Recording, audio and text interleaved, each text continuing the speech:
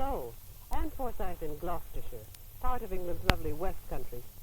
This particular piece of Gloucestershire belongs to a farmer who, for the past 5 years, has been watching something grow. Something he's never seen before.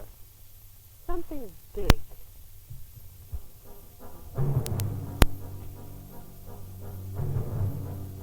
This is Berkeley Atomic Power Station, producing electricity not from coal or oil, but from the heat generated by 2 nuclear reactors.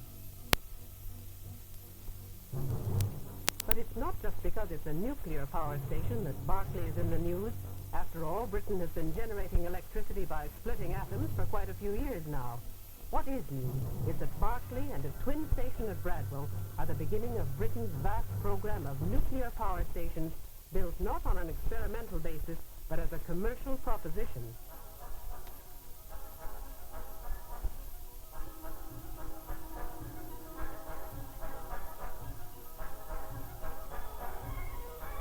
The demand for power in Britain has doubled in 10 years. Booming industry, growing towns, a rocketing standard of living in one of the most densely populated areas in the world.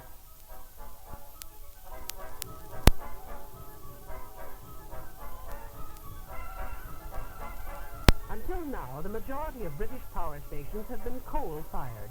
The rest use oil. But both coal and oil, though they're not in short supply, will one day need replacing by a cleaner, more efficient, and more economical fuel. So in 1955, the British government took the first steps to bring about this change by setting out a plan for gradual conversion to atomic power.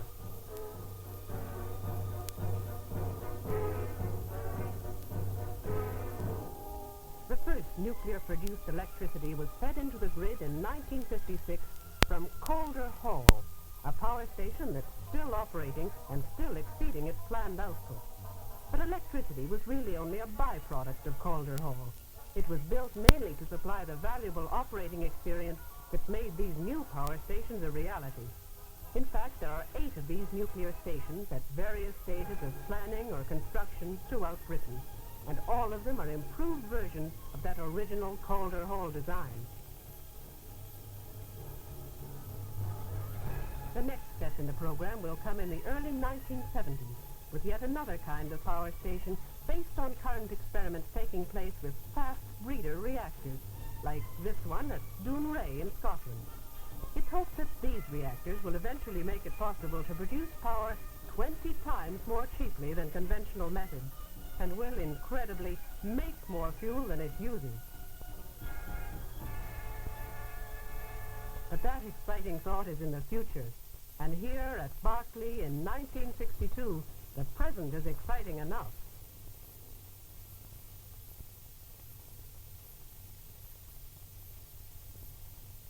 This is one of the first of a new generation of power stations, and I must say I'm impressed not only by the sheer size of the operation, but by its purpose as well.